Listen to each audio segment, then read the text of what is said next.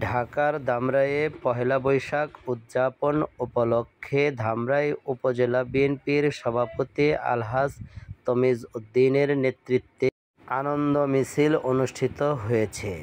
ধামরাই পৌর শহরের সীমা হলের সামন থেকে এ র্যালি বের হয়ে পৌর শহরের বিভিন্ন অলিগলি প্রদক্ষিণ করে ধামরাই উপজেলা চত্বরে এসে এ আনন্দ র্যালি শেষ হয়।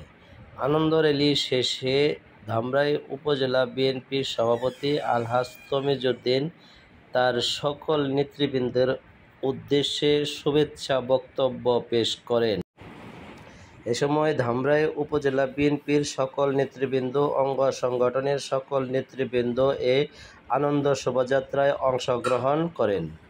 এ সময় আলহাজ তমিজ উদ্দিন তার সকল নেতৃবৃন্দর উদ্দেশ্যে বলেন, আপনারা সকলেই চাঁদাবাজ, রাহাজানি এবং লুটতরাজ থেকে দূরে থাকবেন। কেউ যেন বলতে না পারে বিএনপির লোকেরা চাঁদাবাজ এবং তারা লুটতরাজ, দখলবাজ। তবে কেউ যদি এমন কাজ করেন অবশ্যই তাদেরকে দল থেকে ব্যবস্থা নেওয়া হবে এবং আপনারা সবাই সোচ্চার থাকবেন, কেউ যেন এমন কাজ করতে না পারেন। এ সমস্ত বিষয়ে কোনো অবস্থাতে বেয়াদবি বরদাস্ত করা হবে না।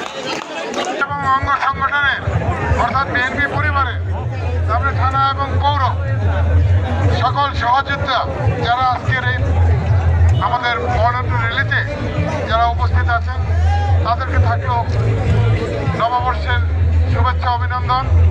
সাংবাদিক ভাইদের প্রতিও থাকলেও শুভেচ্ছা অভিনন্দন।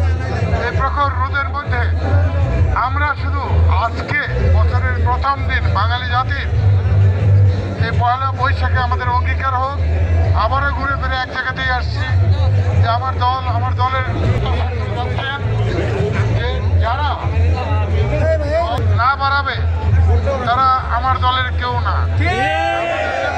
জনাব তারেক রহমান তার নির্দেশ যারা অমান্য করে তাদের থেকে আপনারা বিরত থাকবেন এবং সকলেই জানেন, প্রিয় সাংবাদিক ভাইরাও জানেন, বিভিন্ন মিল ফ্যাক্টরিতে, বিভিন্ন জায়গায়, বালু মহলে, বিভিন্ন স্তরে কারা এগুলো করছে। আপনাদের কাছে অনুরোধ, কেউ যদি আমার নাম দিয়ে করে থাকে তাকে সামনে নিয়ে আসেন, তার শাস্তি হবে।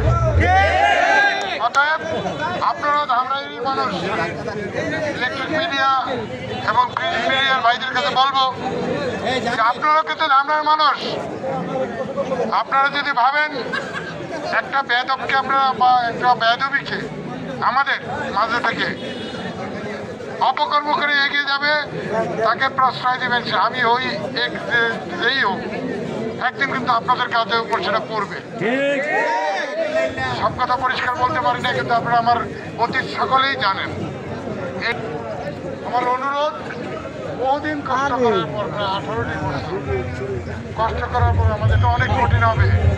আমাদের ভালো কাজের সাথে সকলেই শরিক হন এবং আগামী বছরটি যেন আমাদের সুন্দরভাবে চলে এবং এই নতুন বছরে আমরা প্রত্যাশা করব এই সরকারের কাছ থেকে একটি নির্বাচন, জাতীয় সংসদ নির্বাচন। আমরা আশা করি আমাদের